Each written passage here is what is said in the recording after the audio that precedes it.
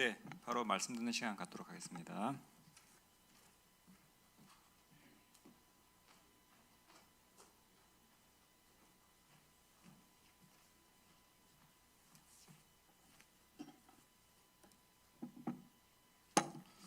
네, 안녕하십니까?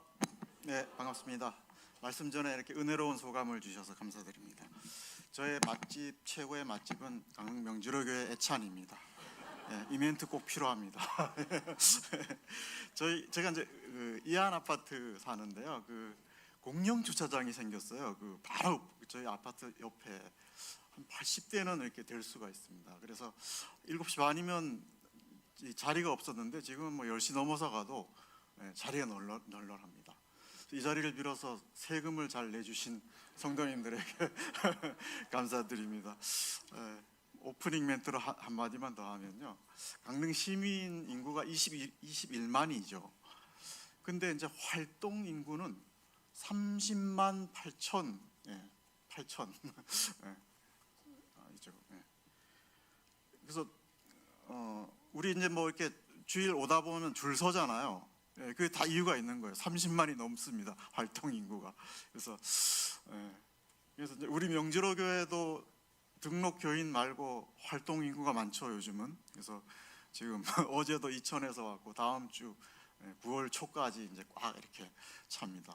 활동 인구까지 합치면 명지로 교회는 대형 교회, 대형 교회인가요? 그래서 하여간 하나님의 시각으로 보면 하나님께 유익이 됩니다. 많이 오시니까. 그래서 주가 쓰시겠다 그러면 뭐 내줄 수밖에 없는, 물론 관계자는 좀 힘들겠지만 어쨌든 큰 마음으로 보면 하나님께 유익이 되는 일이 아닌가, 그런 생각이 들었습니다. 오늘 말씀 교재 제목은 결국은 뿌리가 중요하다, 이런 제목으로 교재를 나누겠습니다. 말씀은 로마서 11장입니다. 오늘 로마서 20번째 시간이고요. 로마서 11장 전체를 다 교재를 하겠습니다. 17절 말씀만 좀 같이 읽기를 부탁드리겠습니다. 254쪽에 있습니다.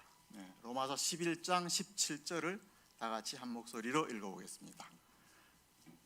다 찾으셨죠? 시작.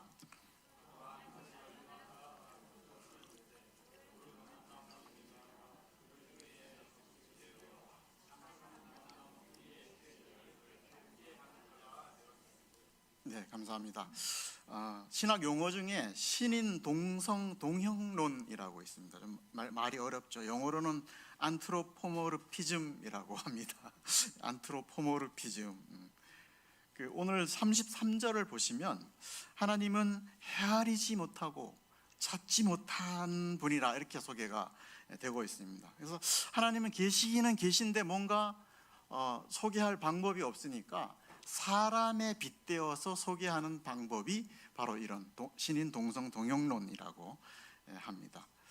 그래서 이제 지난 시간에는 하나님께서 이렇게 죄인을 돌아오기를 원하시면서 이렇게 하루 종일 두 손을 벌리고 계신 하나님, 이렇게 인간에 빗대어서 소개를 했고요. 또 하나님은 질투하시는 하나님이다, 이런 이제 표현도 바로 다 신인 동성 동형론에 속하는 말씀입니다. 질투가 안 나면 그 사람을 사랑하지 않는 거죠. 우리 뭐 배우자가 다른 사람 나는 만나도 나는 아무 느낌이 없어, 덤덤해, 남자가 대범해야지, 뭐 이러면 문제가 있는 거죠. 사랑하지 않는 거죠. 그래서 이제 이스라엘을 하나님께서 먼저 택해서 사랑을 줬습니다. 그런데 이들이 그 사랑을 버리고 넘어졌죠. 그래서 하나님은 사랑을 이방인에게로 옮기게 됐습니다. 근데 이제 그 이방인을 사랑한 게 유대인을 완전히 버릴 목적은 아니었죠. 그래서 이제 그런 말씀들이 지금 로마서 9, 10, 11장에서 계속 이제 증거가 되고 있습니다. 그러니까 이방인과 유대인의 관계에 대해서 설명을 계속 하고 있고요. 또 이방인인 우리는 뭐 자랑하지 말라 이렇게 하고, 유대인 미워하지 말라 뭐 이렇게 계속 강조를 하고 있는데, 저희는 유대인 미워하지 않습니다. 뭐 저는 태어나서 유대인 한 번도 본 적도 없는데 뭐 이 사람 제가 왜 미워합니까? 이스라엘 갔다 온 분들은 혹시 뭐 미워하실 수도 있는데 한 번도 못 봤는데 유대인 미워하지 않습니다. 근데 왜 로마서에 계속 사도 바울은 유대인 이방인의 어떤 관계를 설명을 해야 될까요? 당시 로마 교회는 유대인이 많았습니다. 그러니까 유대인과 이방인의 관계 설정을 확실히 해야지 교회의 존폐가 걸린 문제입니다. 그래서 계속 이제 유대인과 이방인의 관계를 설명을 하고 있고요. 그래서 이제 이렇게 유대인과 이방인의 관계를 설명하는 바울의 마음이 오늘 본문에 나옵니다. 25절에 보면 뭐라고 부르죠? 자기 동족을 형제들아 이렇게 부르죠. 형제는 어머니의 자궁에서, 원어로는 아델포스라고 하고요, 어머니의 자궁이라는 거에서 유래가 됐답니다. 그러니까 형제들아 이렇게 부르는 것은 굉장히 친밀하고 애정이 넘치는 그런 단어라고 합니다. 그리고 14절에 보시면 유대인 중에 얼마를 구원하고자 함이라 이렇게 했죠. 그러니까 자기 동족이 단 한 명이라도 구원받기를 바라는 그 마음으로 이렇게 이제 말씀을 전하고 있다 하는 것을 볼 수가 있습니다. 그래서 우리는 하여간 유대인 얘기 나오면 뭐 별 공감이 안 갈 수도 있는데, 당신도 까딱하면 유대인처럼 될 수 있다, 이런 시각으로 본문을 보면 좀 교훈이 될 것 같습니다. 첫 번째 주제로는요, 이스라엘은 완전히 버림받았는가 하는 주제로 1절부터 6절까지를 보겠습니다. 1절 말씀을 다 같이 한번 읽어보겠습니다.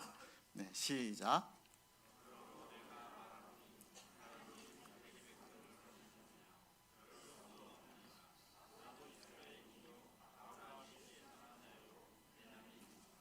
네, 감사합니다. 하나님 이스라엘을 버리셨나? 뭐 답은 그럴 수 없느니라 이렇게 하고 있죠.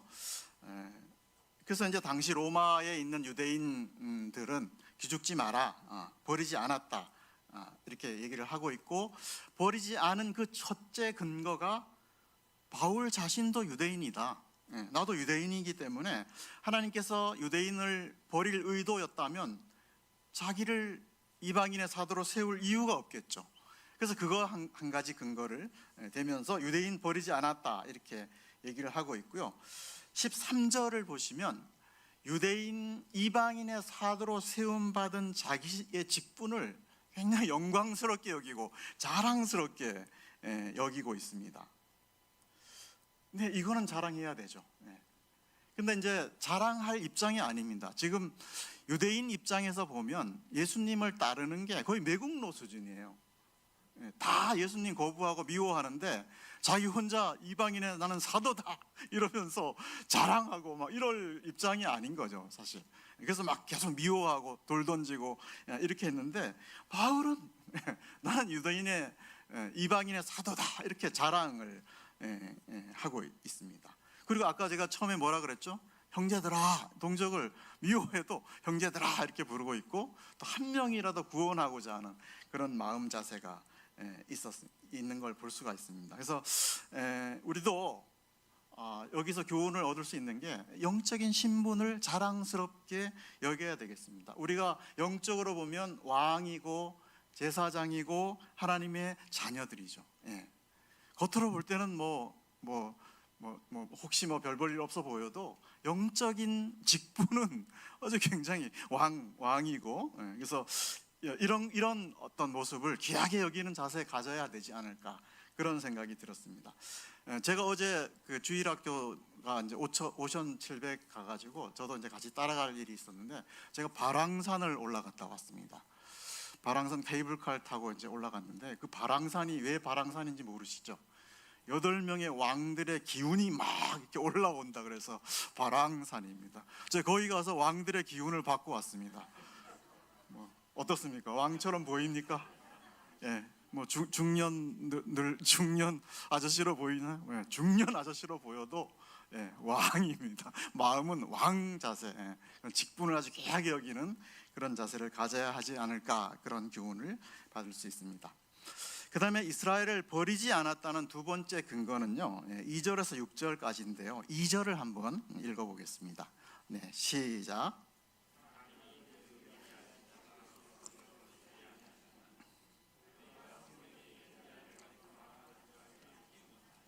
네, 네, 감사합니다. 엘리야는 뭐 우리가 잘 알듯이 BC 800년경에서 700년 사이에 활동했던 선지자고요. 그가 하나님께 자기 백성을 고발했다. 고발했다는 단어가 들어오더라고요. 고발은 뭐 경찰에다가 저 사람 범죄자다 신고하는 그 마음을 이제 고발이라고 이렇게 얘기를 하고 있죠. 그래서 당시 엘리야의 상황이 굉장히 힘들었죠. 엘리야는 갈멜산에서 바알 우상 숭배자 450명을 물리치고 대성공을 거둔 그런 사람이죠. 이렇게 바알 우상 숭배자가 450명이 죽으면 나라가 좀 변해야 되잖아요. 몇 명이라도 좀 회개하고 돌아오는 역사가 있어야 되는데 전혀 그런 역사가 없었습니다. 그리고 오히려 이세벨과 아합 왕은 특공대를 조직해서 엘리야를 죽이려고 이렇게 하고 있습니다. 그래서 엘리야가 광야로 가죠. 그리고 쌀이나무 밑에서 하나님 나 좀 죽여달라, 저 좀 죽여주십시오. 한 명도 변화되지 않는 이 역사를 보면서 내가 살아서 뭐합니까? 죽여달라 이렇게 그러면서 자기 백성들을 고발하고 있습니다. 그래서 사도 바울은 이 고발이라는 용어를 인용해서 본문을 이제 증거를 하고 있는데요. 그래서 하나님께서 이런 엘리야에게 뭐라고 합니까? 그래, 소원을 들어주마, 죽어봐라 이렇게 하지 않았죠. 선지자가 왜 그 모양이냐, 엘리야 이름답게 살아라 이렇게 하지 않았죠. 천사를 보내서 아주 섬세하게 하나님이 섬겨주십니다. 그래서 이제 육신이 다 회복이 된 다음에 이제 하시는 말씀이 너무 걱정하지 말고 힘내라. 왜냐하면 내가 7,000명을 너 말고 내가 너 같은 사람 7,000명을 내가 남겨뒀다. 이렇게 말씀을 하고 있습니다. 근데 그 7,000명이 누구인지는 말씀을 하지 않죠. 근데 우리가 짐작을 해보면 7,000명 중에 한 사람이 엘리사가 있습니다. 엘리사 그 시골 아주 촌에서 농사 짓던 사람인데요. 그 사람이 무릎 꿇지 않고 있었습니다. 이거 벌써 한 명이죠. 그 다음에 오바댜가 있습니다. 오바다가 아니고 오바댜라는 선지자가 당시 있었습니다. 이 오바다는 뭘 했는지 아십니까? 이세벨과 아합 왕들의 그 눈을 피해서 선지자 50명을 나눠서 동굴에다가 두 군데로 나눠 숨겼습니다. 그리고 나서 빵과 물을 공급해 주면서 키웠던 사람입니다. 그럼 벌써 엘리야 말고 몇 명이죠? 100명의 무릎 꿇지 않은 사람이 벌써 있다는 것을 알 수가 있는 거죠. 그래서 엘리야 시각이 뭔가 문제가 있는 거죠. 자기가 볼 때는 뭐 하나님 역사가 다 망한 것처럼 그렇게 보였는데 성급한 일반화를 한 거죠. 하나님의 시각으로 볼 때는 7,000명이 어디엔가 바알에게 무릎 꿇지 않고 남아 있다는 거죠. 그러니까 엘리야의 시각에 볼 때는 하나님의 역사가 끝장난 것처럼 보이지만 그거는 본인의 착각이라는 거죠. 그래서 본문 4절을 보면 내가 나를 위하여 7,000을 남겨두셨다 이렇게 말씀을 하고 있습니다. 그러니까 하나님의 역사는 하나님이 하나님을 위해서 주도적으로 끌고 가는 그런 역사입니다. 여러분 한 분 한 분은 정말 명주로 교회에서 기둥과 같은 분이에요. 빠지면 안 되는 분이지만 개인이 생각할 때는 나 하나 없어져 봐라, 명주로 교회 잘 되나 망한다, 이런 자세를 가지면 안 된다는 거죠. 교회는 하나님이 끌고 가십니다. 남길 자를 남기시고 보존하시는 하나님이십니다. 이 하나님이 계시기 때문에 우리 명지로 교회 50년 역사가 그냥 계속 유지되는 겁니다. 없어지지 않고. 그래서 너무 우리가 성급한 일반화 시키지 않아야 된다, 그런 교훈을 얻을 수 있고요. 본문 5절을 보시면 그런즉 이와 같이 지금도 그런즉 이와 같이 지금도 똑같이 역사하시는 하나님을 사도 바울은 증거를 하고 있습니다. 지금도 묵묵히 일하고 계시고 그래서 우리가 너무 성급한 일반화 하지 않았으면 좋겠다. 그렇게 됐습니다. 그래서 엘리야는 힘을 얻고 가서 뭘 했냐면 엘리사 불러서 세우고 엘리사 교육시키고 그리고 본인은 하늘로 올라갔습니다. 큰 일을 한 게 없어요. 그래서 이런 너무 고발하는 마음 갖지 않을 수 있기를 기도합니다. 이스라엘을 버리지 않으셨다는 사실이 왜 우리에게 그렇게 중요하죠? 그런 하나님에 대한 신뢰도 때문이죠. 하나님께서 먼저 한번 택하셨다면 우리의 형편과 우리의 어떤 상태와 상관없이 거기에 따라서 버렸다 안 버렸다 하면 하나님 말씀에 대한 신뢰도가 문제가 있는 거죠. 그래서 한번 택한 이스라엘 백성을 버리지 않듯이 우리도 한번 택한 우리를 하나님은 버리지 않고 나의 형편과 상관없이 끝까지 함께 하신다는 것을 알 수가 있습니다. 그래서 우리가 하나님의 역사에 대해서 너무 숫자에 연연하지 않을 수 있기를 기도합니다. 교회 지어놓으면 막 자리가 다 찰 줄 알았잖아요. 근데 아직도 혼자 앉아 있는 자리가 많고 누가 옆에 앉으면 약간 불편하죠. 너무 숫자에 연연하지 않을 수 있기를 기도합니다.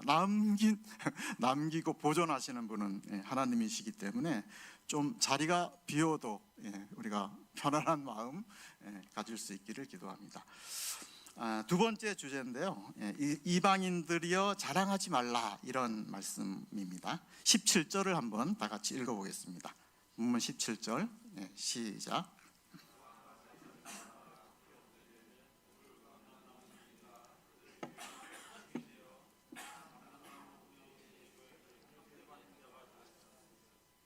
감사합니다. 20일, 21절도 참고해야 되는데요, 그 부분은 제가 읽겠습니다. 하나님이 원가지들도 아끼지 않으셨은즉 너도 아끼지 아니하시리라. 그러므로 하나님의 인자하심과 준엄하심을 보라. 넘어지는 자들에게는 준엄하심이 있으리니 너희가 만일 하나님의 인자하심에 머물러 있으면 그 인자가 너희에게 있으리라. 그렇지 않으면 너희도 지키는 바 되리라. 본문의 핵심은 이방인인 우리가 자랑하지 말라 이렇게 하고요. 왜냐하면 우리는 돌감람나무고 곁가지라는 거죠. 그래서 20절에 보시면 높은 마음을 품지 말고 도리어 두려워하라고 사도 바울은 권면하고 있습니다. 옛날 성경에는 본문의 자랑을 자긍하지 말라 이렇게 표현을 하고 있는데, 자긍은 자신을 지나치게 치켜 올려서 허풍을 떨며 호언장담하는 게 자랑한다, 자긍이라고 그렇게 하고 있습니다. 그래서 본문을 통해서 좀 교훈을 얻는다면 그럴 리는 없겠지만 우리가 연약한 성도들을 무시할 경향이 있을 수가 있죠. 또 교회에서 학연 지연 따지고 지식 은사 말솜씨 이런 것들로 좀 이렇게 남을 무시하고 우쭐해할 수가 있죠. 그래서 그냥 염려가 돼서 예를 한번 들어보는 겁니다. 나는 명지로 교회 조상이다, 터줏대감이다 이러면서 우월감 갖는 분 안 계시겠죠? 또 이런 것도 한번 생각해 볼 수 있어요. 우리 교회가 최고다, 다른 교회는 구원이 없어, 이런 생각 가질 수도 있죠. 우리 교회 말고 다른 교회는 구원이 없어. 이것도 어떻게 보면 상대적인 우월감일 수 있죠. 자교회 중심주의, 이것도 우리가 좀 경계해야 할 어떤 그런 마음이 아닌가. 그래서 믿음 안에서 평등합니다. 남을 나보다 낮게 여기는 신앙 인격 갖는 자세가 중요하고요. 이 물리학적으로도 보면 낮은 곳이 안정적입니다. 미치 에너지가. 그래서 자기를 높이면 괜히 불안하고 또 이렇게 불행할 수가 있으니까요. 겸손한 마음 가질 수 있기를 기도합니다. 그 다음에는 이제 1절부터 24절까지를 제가 간단히 요약을 해드려야 되는데요. 이제 먼저 택한 이스라엘이 넘어졌죠. 그래서 특히 메시아이신 예수님까지 유대인들에게 보냈는데 율법에 눈이 멀어서 예수님을 배척하고 넘어졌죠. 그래서 그런 이스라엘의 상태를 6절에서 8절까지 소개를 하고 있습니다. 그래서 이런 이스라엘의 상태가 우둔해졌다, 혼미한 심령을 가졌다, 보고도 듣지 못한다, 이렇게 이제 사도 바울은 표현을 하고 있고요. 그리고 이들이 끝까지 회개하지 않을 때 하나님께서는 준엄하신 하나님은 심판하실 수밖에 없다. 그 말씀이 9절 10절에 나와 있습니다. 9절 10절은 이제 시편 69편 다윗의 시를 인용한 건데요. 밥상이 올무와 덫과 거치는 것이 된다, 이렇게 말씀을, 심판에 대해서 말씀을 하고 있는데, 밥상 앞머리는 굉장히 편안해야 되는 자리잖아요. 그게 올무가 된다. 이거는 하나님의 심판으로 모든 일상적인 평안함들이 무너진다. 그런 내용으로 이해를 하시면 되겠습니다. 그리고 등이 굽었다, 이런 표현이 또 있죠. 이거는 이제 포로들이 이렇게 등을 구부리고 이렇게 끌려가는 모습, 또 슬픔이나 고통으로 굉장히 위축된 모습을 나타내고요. 또 등이 굽었기 때문에 어떤 바른 길을 찾지 못한다, 그런 비유의 말씀이 되겠습니다. 그리고 11에서 14절은 이제 하나님께서 이스라엘의 시기심을 자극해서 결국 돌이키게 됐다, 이런 말씀의 반복입니다. 그래서 오늘 본문을 길지만 한 번에 이렇게 교제를 하려고 잡은 거고요. 15에서 24절까지는 이제 유대인과 이방인의 관계를 이제 비유로 소개를 하고 있죠. 그래서 아까 기도할 때도 참 감람나무, 돌 감람나무, 이렇게 비유를 하셨는데요. 이방인과 유대인을 처음 익은 곡식 가루와 떡덩이의 비유를 하고 있고, 그 다음에 참 감람나무와 돌 감람나무로 비유를 하고 있죠. 그래서 가루의 비유는 하나님께 바칠 때는 일부 곡식을 조금만 바치잖아요. 그래서 그 곡식을 집에 가지고 와서 섞어서 떡을 만들면 그 떡 전체가 다 거룩하다, 그런 비유입니다. 그러니까 샘플이 거룩하면 그 나머지도 다 거룩하다, 그런 의미입니다. 그래서 우리 수박 맛있나 안 맛있나 할 때 어떻게 돼요? 두드려 보고 나서 삼각형으로 구멍 뚫잖아요. 구멍 뚫고 빼서 먹어보면 그게 달면 다 달게, 그런 얘기입니다. 본문의 비유는 그런 비유로 이해를 하시면 되고요. 그리고 유대인은 참 감람나무고 우리는 거기에 접붙임 바 된 돌 감람나무에 이제 비유를 하고 있죠. 그러니까 이 두 가지 비유의 핵심은 뭐냐면 유대인이 있기 때문에 이방인이 있다는 말씀입니다. 그러니까 유대인이란 발판을 딛고 이방인에게 복음이 넘어왔다는 거죠. 그래서 유대인을 무시하면 안 되는 거죠. 그런 말씀입니다. 그리고 이방인은 자랑하지 말라, 그런 말씀이 계속 반복됩니다. 그래서 우리가 본문에서 좀 교훈을 얻을 수 있는 거는 우리도 신앙 선배들을 통해서 복음을 접하게 된 거죠. 신앙 선배들의 어떤 통로를 통해서 우리도 복음을 접하게 됐습니다. 그러면 신앙 선배 무시하면 안 되죠. 그런 겁니다. 유대인 통해서 어쨌든 복음이 넘어왔기 때문에 그런 자세를 가지면 안 된다. 그래서 복음은 계승 역사이기 때문에 우리가 어떤 역사나 이렇게 선배를 무시하면 안 된다는 교훈을 받을 수 있습니다. 근데 가장 중요한 거는 이방인이든 유대인이든 뿌리로부터 진액을 공급받는다는 것을 알 수가 있습니다. 그래서 이제 제목이 오늘 뿌리의 중요성인데, 그 뿌리가 중요하다는 예화를 찾아보니까 그 옛날에 우리 그 학생의 교재로 썼던 그 뭐 로마서 교재 있었죠. 거기 보니까 나오더라고요. 그 프랑스가 포도주로 유명하잖아요. 전 다 모르겠지만 뭐 보르도인가 뭐 그 유명한데 150년 전에 그 포도밭이 완전히 쑥대밭이 됐답니다. 완전히 뿌리 뭐 이파리 다 말라 죽는 그런 역사가 있었어요. 근데 왜 그런지 알아봤더니 그 프랑스가 아프리카를 식민지화하면서 그 과정에서 뿌리 혹벌레가 들어온 거예요. 그래서 이 뿌리 혹벌레는 포도나무 뿌리에 붙어서 그 뿌리의 진액을 다 빨아먹는 그런 해충입니다. 그래서 그게 그냥 뿌리를 공격하니까 모든 그 프랑스의 그 포도나무가 다 죽어버린 거예요. 다 말라 죽었어요. 그래서 이제 원예가들이 이걸 어떻게 할 것인가 연구를 하다 보니까 미국산 그 포도가 이 뿌리혹 이 벌레에 굉장히 강하다는 걸 알게 됐습니다. 그래서 이제 미국산 그 포도나무를 다 이제 수입을 해가지고 심었어요. 근데 문제는 뭐냐면 맛이 없는 거예요. 달지가 않아. 잘 살기는 사는데 달지가 않아. 그래서 생각해낸 게 자기네 그 포도나무 가지를 미국 그 포도나무에다가 접을 붙인 거예요. 그래서 그 접을 붙이니까 뿌리혹 그 벌레에도 강하고 맛도 좋은 그 포도를 생산해낼 수 있다. 그래서 이게 접붙인 게 이제 이렇게 예를 들 수가 있는데 얼마 전에 신문을 보니까 요즘은 갈아엎는답니다. 포도밭을. 왜냐하면 20, 30대가 와인을 안 좋아한대요. 맥주를 좋아한답니다. 그래서 이 수지타산이 안 맞으니까 포도밭을 막 지금 갈아엎고 있다는데 뭐 갈아엎든 말든 하여간 우리는 뿌리가 중요하다.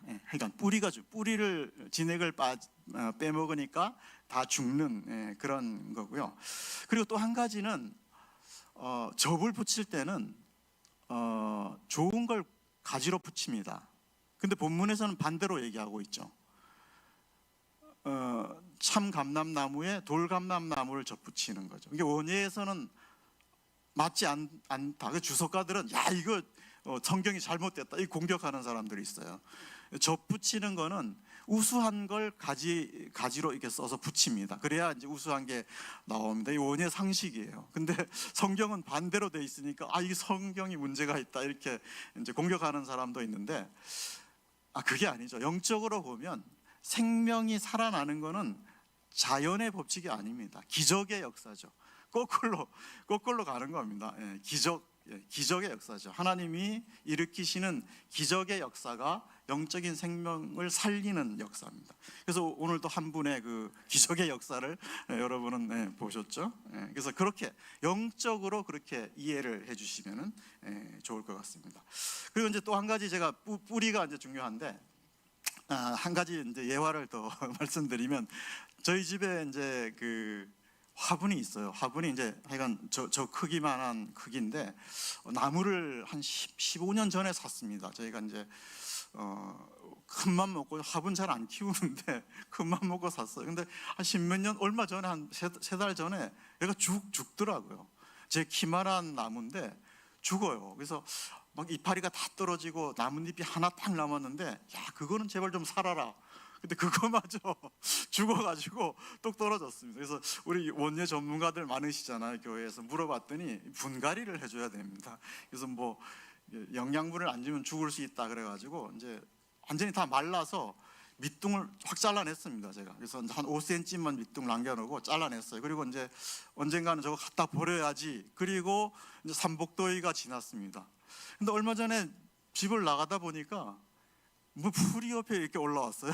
풀이. 그래서 저 풀이 왜 저기 나나서 풀을 뽑으러 갔는데 얘가 뿌리에서부터 여기 올라왔어요. 파란 새싹이 정말 그 밑둥을 뚫고 올라왔습니다. 여기서 이 기적의 역사다. 그래서 사진 막 찍고 그런 기억이 있습니다. 뿌리가 사르니까 결국은 삼복더위에 물 한 번 안 줘도 살아난다. 이런 거를 아주 체험을 했습니다. 그래서 오늘 말씀에 이렇게 인용을 할 수 있게 됐는데요. 이 나무 이름이 킹 벤자민이라고 합니다. 킹 벤자민은 뭔지 아시죠? 베냐민, 요셉 동생 이름입니다. 베냐민, 킹 베냐민. 그래서 제가 하도 신기해서 찾아봤습니다. 얘가 어떤 효과가 있나 이렇게 찾아봤더니 유해 물질, 난방기에서 나오는 유해 물질도 얘가 이렇게 흡수를 하고요. 주방에서 나오는 이산화탄소도 얘가 먹는답니다. 이렇게 잘 대해줬어야 되는데 어쨌든 그래서 풍요와 발전의 상징이랍니다. 그래서 우리도 영적으로 좀 말씀을 드리면, 우리도 예수님이라는 그 뿌리로부터 우리가 예수님이라는 참 포도나무에 우리가 접붙임 받은 가지들이잖아요. 그래서 우리도 예수님으로부터 이런 풍성한 김병장민처럼 이렇게 풍성한 어떤 생명을 얻을 수 있기를 기도를 하겠습니다. 마지막인데요. 이제 이스라엘의 회복과 후회가 없으신 하나님인데요. 25, 26절을 다 같이 한번 읽어보겠습니다. 25, 26절 시작.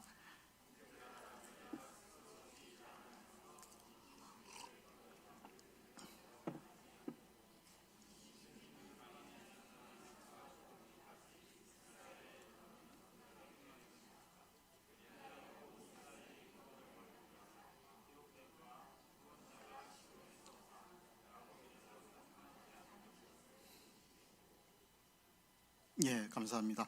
그러니까 결국은 유대인들이 결국은 돌아온다는 말씀을 사도 바울은 계속 이렇게 하고 있는 겁니다. 야곱은 뭐 이스라엘을 상징하고, 그래서 이런 하나님의 돌이킴의 역사가 신비라고 얘기를 하고 있죠. 신비.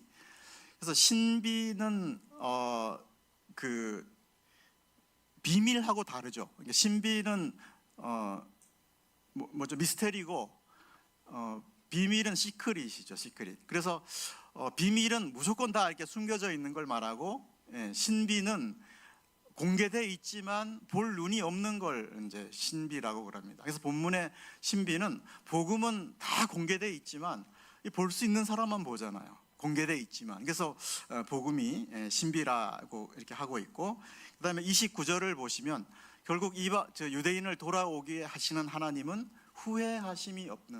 후회가 없는 하나님이다, 이렇게 증거를 하고 있습니다. 그러니까 후회하심이 없는 하나님은 절대 이렇게 목적이 바뀌지 않는 하나님이고, 인간은 후회를 먹고 산다 그러잖아요. 그때 하나님께서는 절대 후회하지 없는 분이시다, 이렇게 증거를 하고 있고, 제가 이제 남은 자에 대해서 이스라엘 그 통계를 보니까 이스라엘 인구가 865만이고 그 중에 75%가 이제 유대교입니다. 그러니까 그리고 18%가 이슬람교고 그 중에 2%가 기독교랍니다. 그러니까 한 17만 명 정도가 지금 이스라엘에서 예수님을 믿고 있는 거죠. 그래서 이런 걸 볼 때 정말 말씀대로 하나님께서 언젠가는 돌이키는 역사를 이루어 가신다 하는 것을 우리가 좀 알 수가 있습니다.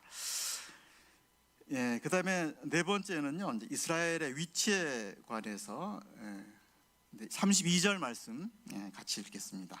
시작.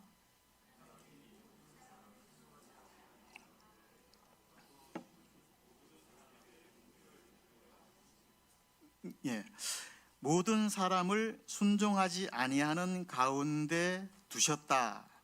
이거는 모든 사람을 죄 아래 가두셨다, 이거하고 동일한 말씀입니다.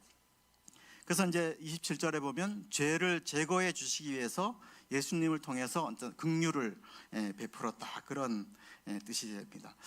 그래서 유대인에게 하나님이 십계명과 율법을 주신 것은 그들이 뭐 잘나서 준 게 아닙니다. 십계명을 우리가 보면 인류 보편적인 가치가 십계명입니다.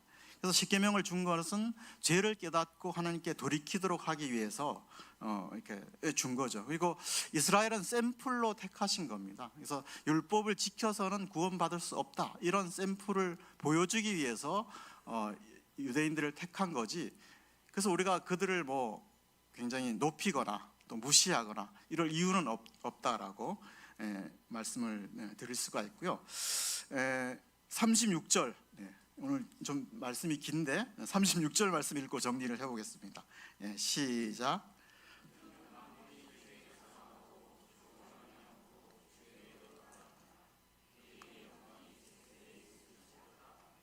이 하나님을 찬양하면서 이제 끝을 맺고 있는데요. 이 말씀에 예화가 하나 있더라고요. 그 과학자 중에 혹시 마이클 패러데이라고 혹시 아시죠? 마이클 패러데이, 마이클은 미카엘의 약자입니다. 믿는 그리스도인 과학자인데요. 이분이 없으면 이 전기가 없습니다. 전기. 우리 촛불 켜고 집회해야 돼요. 그래서 전기를 발견한 사람이 이 마이클 패러데이입니다. 전자기 유도 법칙을 발견했어요. 그래서 지금 우리가 전기를 쓸 수 있게 된 게 이 사람이 이 전자기 유도 법칙을 발견했기 때문에 지금 쓸 수가 있습니다. 근데 이 사람이 이 전자기 유도 법칙을 발견한 이유가 이 말씀을 설교를 듣다가 영감을 얻었다고 합니다. 만물이 주에게서 나오고 주로 말미암고 주에게로 돌아간다. 이 말씀을 딱 듣고 이 자석의 이 자기 장이 N극에서 나와서 S극으로 막 휘몰아치는 그 상상을 했다고 합니다. 그래서 이 사람이 1831년에 코일을 그 자석 근처 자석을 코일 근처로 이렇게 가져가니까 정말 전기가 생긴다는 것을 발견해서 그 인류의 그 제2 혁명을 일으킨 그런 법칙을 발견한 사람이 이 사람이라고 합니다. 그래서 이 말씀을 통해서 영감을 얻었다는 것을 말씀드릴 수 있고, 그래서 우리도 만물의 시작과 끝이 되시는 하나님, 이 하나님 안에서 힘을 얻고 영감을 얻고 위로를 얻는 성도들이 다 될 수 있기를 기도하면서 저의 메시지는 여기서 줄이도록 하겠습니다. 기도하고 마치겠습니다. 아버지 하나님, 돌 감람나무로 살다가 쓸모없는 열매만 맺고 살 자들을 예수님께 접붙여서 새 생명을 얻게 하셔서 감사를 드립니다. 저희가 높은 마음을 품지 않고 또 겸손한 자세를 가질 수 있기를 간절히 원합니다. 후회가 없으시고 또 지식과 지혜와 긍휼이 풍성하신 하나님 안에서 힘과 위로를 얻을 수 있기를 간절히 원합니다. 오늘도 로마서 말씀으로 교훈해 주셔서 감사를 드리올 때 예수 그리스도의 이름으로 기도하였습니다. 아멘. 네, 감사합니다.